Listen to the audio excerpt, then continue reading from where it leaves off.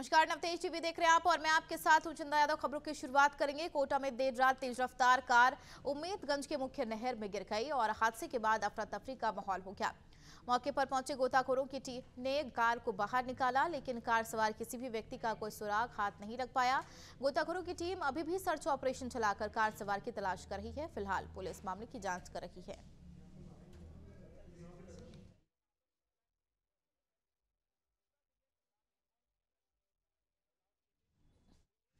Bharatiya Janata party को मारवाड़ के 10 में से 8 सीटें मिली है। पार्टी ने बीते दिन विजय उत्सव आदर्श विद्या मंदिर में मनाया है।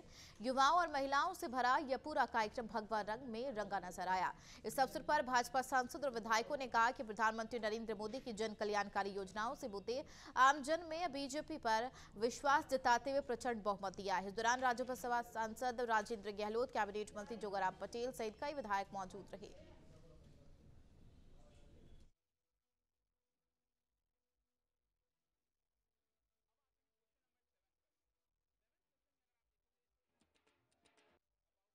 राजस्थान 2023 में विधानसभा में राजस्थान में जो भव्य भाजपा को जीत मिली, उस जीत को लेकर आज विजय उत्सव भारतीय जनता पार्टी जोधपुर शहर जिले की ओर से रखा गया है।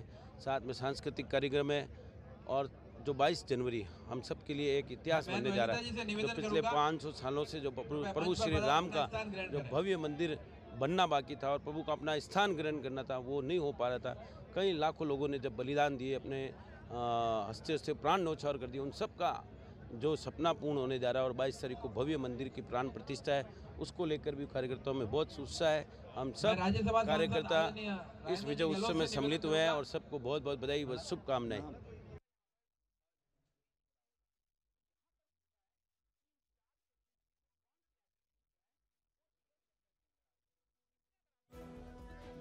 भारतीय जनता पार्टी की प्रचंड विजय के साथ में राजस्थान में सरकार बनी है और उस सरकार बनाने में भारतीय जनता पार्टी के कर्मठ और निष्ठावान कार्यकर्ताओं का बहुत बड़ा योगदान रहा है।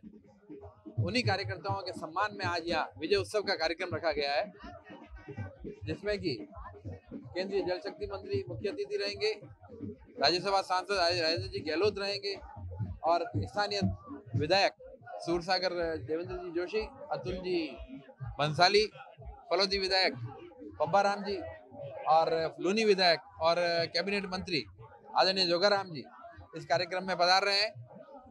मैं समझता हूँ अपने आप में यह अनूठा कार्यक्रम, जिसमें कार्यकर्ताओं के सम्मान के लिए कार्यक्रम रखा गया है और उसके बाद में एक सांस्कृतिक संध्या होगी और फिर प्रसादी का कार्यक्रम होगा। टोंक के निवाई में वनस्थली विद्यापीठ का 40वां दीक्षांत समारोह आयोजित हुआ है। समारोह में उपराष्ट्रपति जगदीप धनखड़, उप मुख्यमंत्री दीया कुमारी, सांसद सुखबीर सिंह जौनपुरिया, विधायक राम सहाय वर्मा शामिल हुए। कुलपति ईना शास्त्री ने सभी मेहमानों का स्वागत किया। उपराष्ट्रपति जगदीप धनखड़ ने कहा, 2047 तक भारत को विकसित राष्ट्र बनाना है। इसकी जिम्मेदारी मेरे कंधों पर भी है और आपके कंधों पर भी है। उपराष्ट्रपति ने कहा, एक जमाना था जब प्रतिभाशाली युवाओं में निराशा आ गई थी, भ्रष्टाचार और भाई भतीजावाद हावी था। आज सब कुछ डिजिटल है, जिसकी वजह से सब कुछ ऑनलाइन है।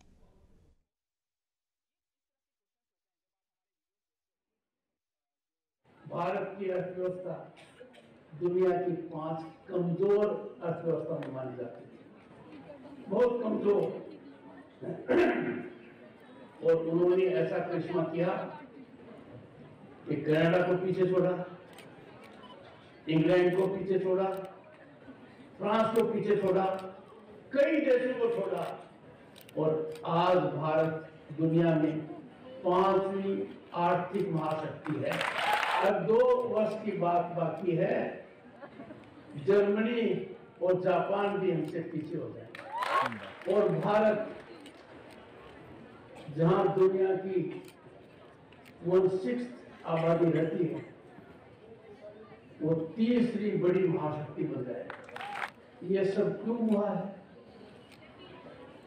प्रधानमंत्री जी प्रधानमंत्री बनते एक बात समझिए कि विकास की पूंजी, प्रगति की गंगा आपसे निकलती है। को जब राज्यसभा में ये बिल आया, मैंने 17 महिलाओं को मेरी कुर्सी पर बैठाया। 17 महिलाओं को। उनमें कौन? पीटी उषा जी, जया बच्चन जी,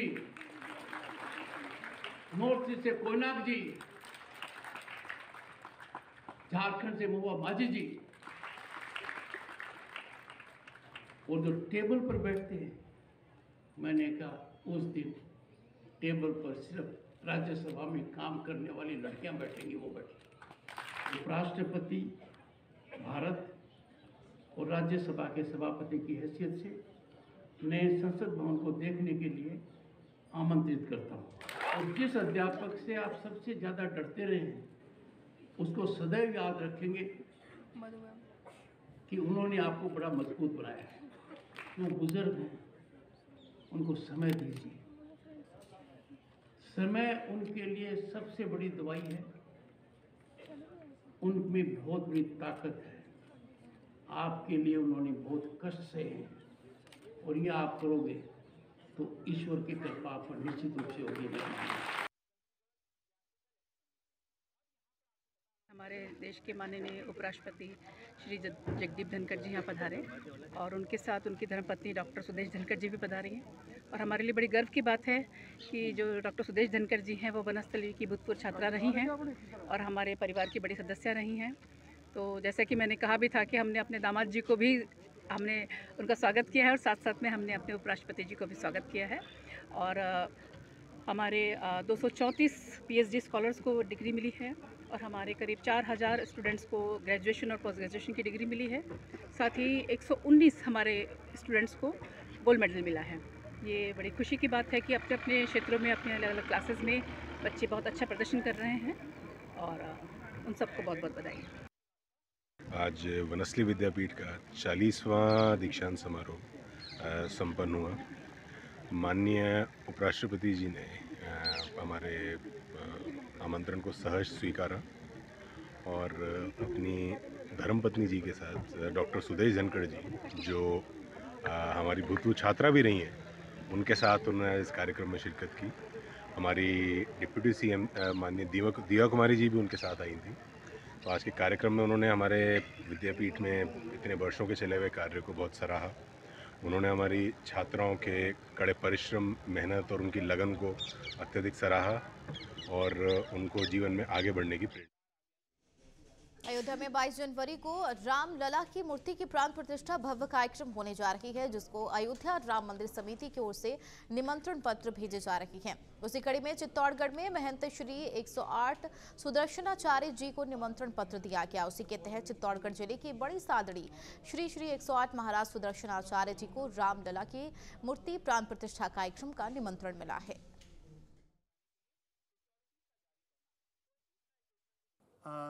जय श्री राम सभी राम भक्तों को। हाँ, ये बात सत्य है कि मुझे श्री वैष्णवाचार्य एक वैष्णव जगत का साधु होने के नाते राम मंदिर का जो मूल निमंत्रण है वो प्राप्त हुआ है, और मैं 22 तारीख को वहाँ उपस्थित रहूँगा। मेरे लिए बहुत बड़े सौभाग्य की बात है।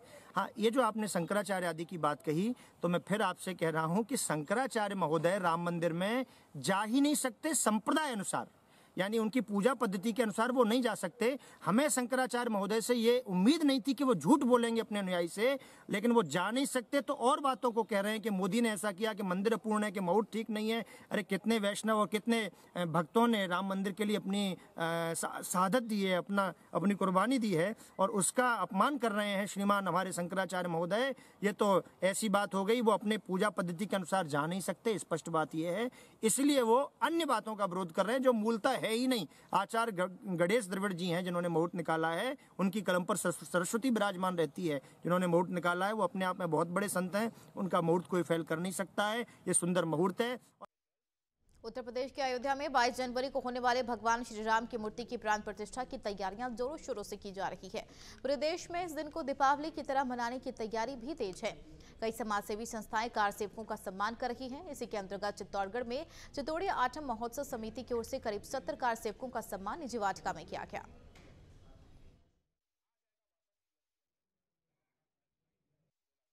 आज चित्तौड़ी आठम महोत्सव समिति के द्वारा 1990 और 1992 में गए कार सेवकों का स्वागत सम्मान किया गया यहाँ विकास वाटिका में। कितने और कब इस तरह की भूमिका रही लोगों की? लगभग 75 से अधिक कार सेवकों का, चित्तौड़ नगर में रहने वाले कार सेवकों का सम्मान किया गया।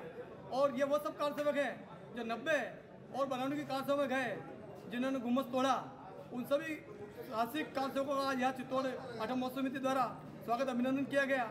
वह भविष्य में भी इनका साथ हमेशा रहे। इस प्रकार एक संगम जिनका हमने नाम दिया श्री कार सेवा संगम। प्राण प्रतिष्ठा कार्यक्रम को लेकर भक्तों में काफी उत्साह देखा जा रहा है। मंदिर के उद्घाटन में अभी बहुत कम समय बचा है, ऐसे में तैयारियां जोरों पर है।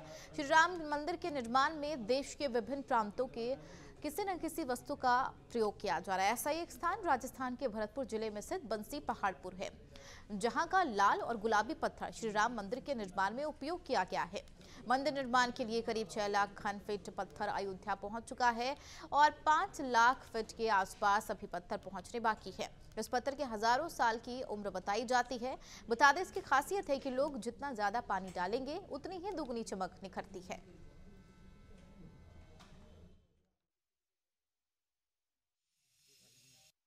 तो 3 क्वालिटी का पत्थर निकलता है। एक नंबर 1 क्वालिटी निकलता है पिंक में, एक पिंक में सेकंड क्वालिटी निकलता है, एक रेड निकलता है। जो रेड पत्थर तो जैसे अपने ताजमहल में रेड पत्थर है, किले में रेड पत्थर है। एक भर्रा पत्थर निकलता है संगी पत्थर, जो गांवों में मकान बनते हैं उसमें पटावों के काम में, कंस्ट्रक्शन के काम में आता है। हमारे पहाड़पुर क्षेत्र का जो पिंक पत्थर है, हमें बहुत खुशी है कि इसका चयन जय श्री अयोध्या के श्री राम मंदिर के लिए चयन हुआ है और हजारों वर्ष तक की ये इससे भी मजबूत पड़ेगी और बहुत बहुत हमें खुशी है। और सभी हम 22 जनवरी का बेसब्री से इंतजार कर रहे हैं। सरमतुरा क्षेत्र के जंगलों में अवैध खनन पर लगाम लाने के लिए प्रशासन सख्ती के मूड में नजर आ रही है। जिला कलेक्टर ने खनिज और वन अधिकारियों से अवैध खनन पर अंकुश लगाने के निर्देश दिए। वहीं ड्रोन से नियमित निगरानी रखने के लिए वन अधिकारियों को आदेश दिया है। जिला कलेक्टर ने प्रशासन के अधिकारियों के साथ क्षेत्र का दौरा किया और ड्रोन से जंगल की वास्तविक स्थिति का निरीक्षण किया है।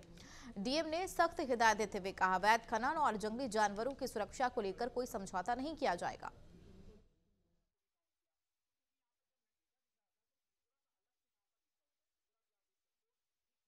हाल ही में हमने जिला कलेक्टर धौलपुर, वन विभाग, ट्रांसपोर्ट, पुलिस और प्रशासन की मदद से भारी भरकम फोर्स लेकर रमदा वन क्षेत्र में एक विशाल कार्रवाई की गई है, जिसमें दो हाइड्रा मशीनें, कंप्रेशर तथा व्हाट्सएप मशीनें 3 इनको जब्त किया है और हम अपराधियों की तलाश कर रहे हैं। और ये कार्रवाई हमें 31 जनवरी तक हम एक विशेष अभियान के तौर पर चलाएंगे। इसमें किसी भी माफियाओं को बख्शा नहीं जाएगा और सभी अवैध खननकर्ताओं के खिलाफ सख्त कार्रवाई की जाएगी। राज्य सरकार के दिशा निर्देशों के अनुरूप इस जिले में अवैध खनन, विशेषतया जो वन क्षेत्र है उसमें अवैध खनन पे कार्रवाई की जा रही है। इसी संबंध में श्रीमान जिला कलेक्टर महोदय और वन विभाग की टीम ने झिरी क्षेत्र का संयुक्त दौरा किया। श्रीमान जिला कलेक्टर महोदय ने वन क्षेत्र को सुरक्षा के लिए व्यापक निर्देश दिए हैं। वन क्षेत्र में अभी जो टाइगर का विचरण है उस टाइगर की सुरक्षा के लिए भी निर्देश दिए गए। जिला कलेक्टर महोदय ने ड्रोन कैमरे से टाइगरों का सर्वे करने। झुंझुनू के पिलानी से है, जहां लगभग 1500वीं शताब्दी में स्थापित हुआ मंडरेला का राम मंदिर जल्द ही नए रूप में दिखेगा। इसके जीर्णोद्धार का काम 25 जनवरी से महंत ओमनाथ जी महाराज के मुख्य आतिथ्य में शुरू होगा। बता दें, मंदिर में 33 वर्ष पहले मरम्मत और रंग रोगन का कार्य किया गया था। वर्तमान में मंदिर की हालत एकदम जर्जर हो चुकी है। मंदिर के जीर्णोद्धार के लिए सर्वसम्मति से राम मंदिर के जीर्णोद्धार का निर्णय लिया गया है। बता दें, लगभग 20 लाख रुपए की लागत से भव्य राम मंदिर का निर्माण होगा और इसके लिए 5 सदस्यीय समिति का गठन भी किया गया है।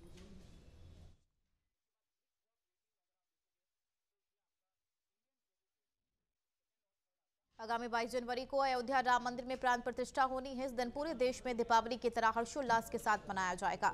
इसके तहत अजमेर शहर में भी हर मोहल्ले कॉलोनी में कई धार्मिक आयोजन होंगे। इस आयोजन से एक दिन पहले अजमेर क्लब के तरमताल में एक पेंटिंग प्रोग्राम का आयोजन किया जाएगा। यह पेंटिंग पानी के अंदर 7 फीट गहराई में जाकर बनाई जाएगी। विधायक अनीता बघेल ने बताया कि 22 जनवरी को अयोध्या में रामलला विराजमान होने वाले हैं। इसी उपलक्ष्य में देश भर में अलग अलग कार्यक्रम हो रहे हैं, जिससे हर व्यक्ति के मन में उत्साह है।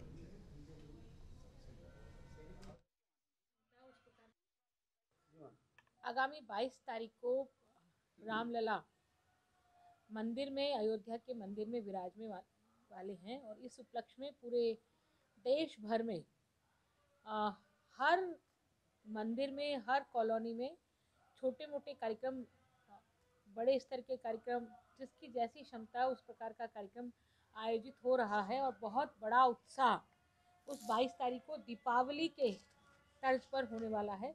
इसी क्रम में अजमेर दक्षिण द्वारा अजमेर क्लब का जो तरणताल है, उस अजमेर क्लब के तरणताल में नितिन के कृष्णा जो आर्टिस्ट हैं, उनके द्वारा दोपहर को 1 बजे 21 तारीख को अंडर वाटर पेंटिंग बनाने का रिकॉर्ड कायम किया जाएगा।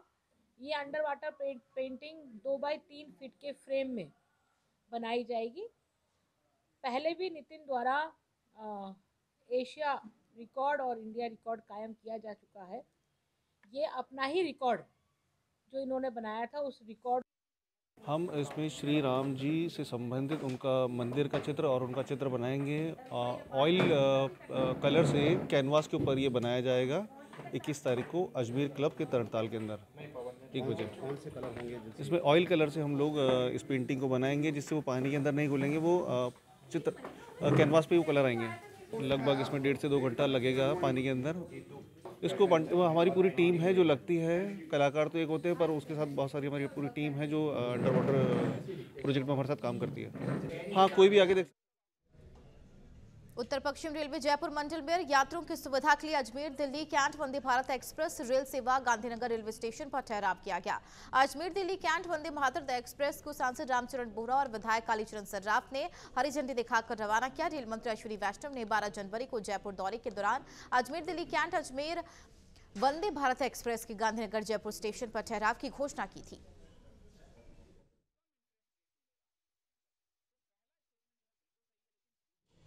खबर अलवर से है, जहां 200 फीट रोड पर एक मंजिला बिल्डिंग बगल में खोदे गए बेसमेंट के गड्ढे में जा गिरी है। हालांकि इस दौरान किसी तरह की कोई बड़ी जनहानि नहीं हुई।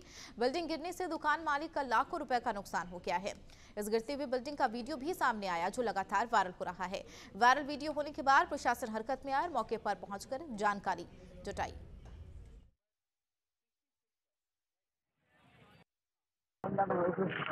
शाम को करीब 6 बजे बच्चे सब कर लेना था, इनको पहले 3 मार गया। उसके बाद मुझे बच्चों ने फ़ोन किया, इसमें आवाज़ आई। मैं ऊपर गया देखने के लिए, ऊपर देख के आया कि खराब आ चुकी है। मैं नीचे आया, मैंने जेसीबी वाले से इनसे मना किया था, लेकिन मना करने के बावजूद भी ये नहीं मान, और शाम को दरार पे दरार बढ़ती। 200 फीट रोड पे ओला शोरूम के बगल में एक पट्टियों की दुकान थी, उसमें 2 मंजिल का मकान बना हुआ था। उसकी बगल के प्लॉट में अंडरग्राउंड कंस्ट्रक्शन का काम चल रहा था, जिसके संबंध में कल शाम को हमें कंट्रोल रूम के जरिए सूचना मिली थी कि भी निर्माण कार्य चल रहा है और बिल्डिंग को खतरा है।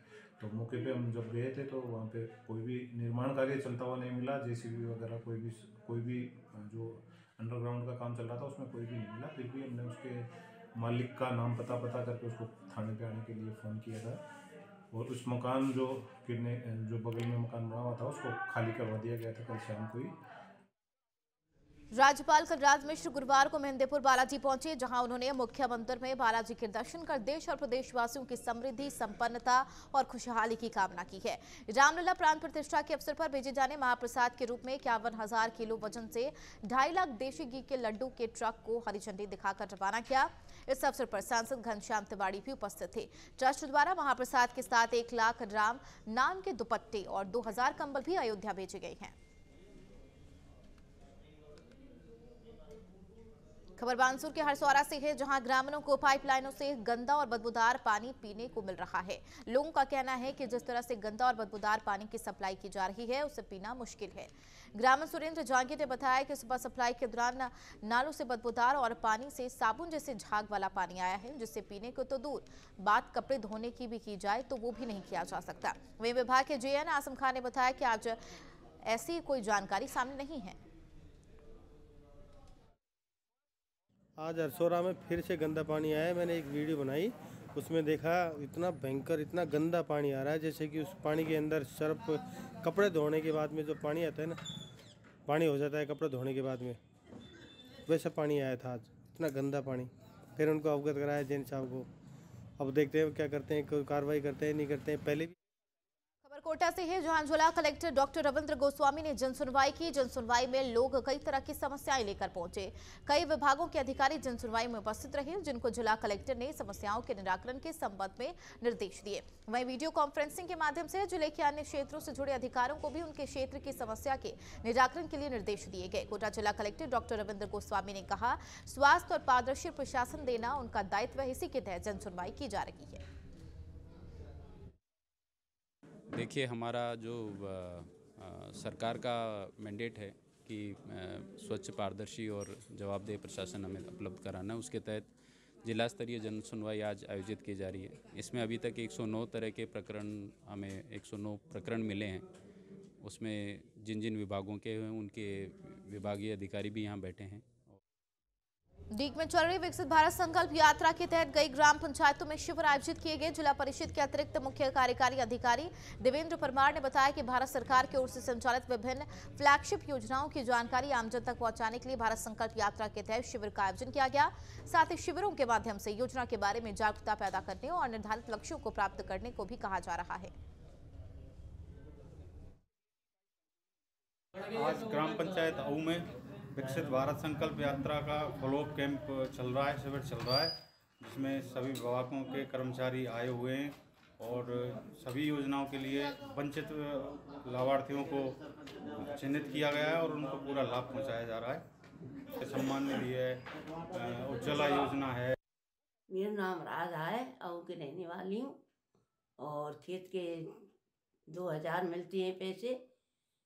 मोदी जो पैसे देते हैं 2000 वो मिलते हैं मुझे, कई किस्त मिल चुकी हैं और आगे में मोदी को धन्यवाद देते हैं। खबर निमका थाना से है, जहां गुढ़ा गौरजी के टोड़ी अख्यालवी पहाड़ी में अवैध ब्लास्टिंग बंद करवाने की मांग जारी है। इसको लेकर ग्रामीणों ने युवा नेता राकेश गढ़वाल के नेतृत्व में प्रदर्शन किया। ऐसा इसलिए क्योंकि पहाड़ी के नजदीक 20 परिवारों के मकान में दरारें आ गई हैं, जिससे हर समय हादसा होने की संभावना बनी रहती है। बहरोड क्षेत्र में चोरी और अपराधों की घटनाएं बढ़ रही हैं। उनके खिलाफ कांग्रेस प्रत्याशी संजय यादव ने कार्यकर्ताओं के साथ बहरोड थाने के सामने धरना प्रदर्शन किया और तहसीलदार को मुख्यमंत्री के नाम ज्ञापन सौंपा। कांग्रेस नेता संजय यादव ने पुलिस प्रशासन को चेतावनी देते हुए कहा कि अभी वे शांतिपूर्ण धरना प्रदर्शन कर रहे हैं, लेकिन अगर पुलिस इस पर कोई एक्शन नहीं लेगी तो वे उग्र आंदोलन करेंगे। चोरी और जिस प्रकार से शिक्षक दंपत्ति के ऊपर हमला हुआ है, उन सब चीज़ों को लेकर हमने शांतिपूर्वक तरीके से 11 बजे से 1 बजे के तक 2 घंटे का धरना दिया है। उसके बाद हमने मुख्यमंत्री के नाम ज्ञापन सौंपा है। आज बहरोड क्षेत्र में जिस प्रकार अपराध बढ़ रहे हैं, अपराधी बेवकूफ़ हैं, पूरे क्षेत्र में चोरियां हो रही है। जैसे आपने देखा कंडाला में हनुमान के मंदिर में चोरी हो गई, अब तक खुलासा नहीं हुआ। इसके बाद बहरोड क्षेत्र में एक ही जगह पे 5 चोरियां हो गई। उसके बाद कह रहे दोबारा भी चोर आए, इतने वो बेखौफ हो रहे हैं, उसका कोई खुलासा नहीं हुआ। इसके अलावा पिछले महीने पीएचडी विभाग की भी 18 से 20 मोटरें चोरी हो गई। सरकारी विभाग भी सुरक्षित नहीं है। चलिए फिलहाल के लिए खबरों में मेरे साथ इतना ही। नमस्कार।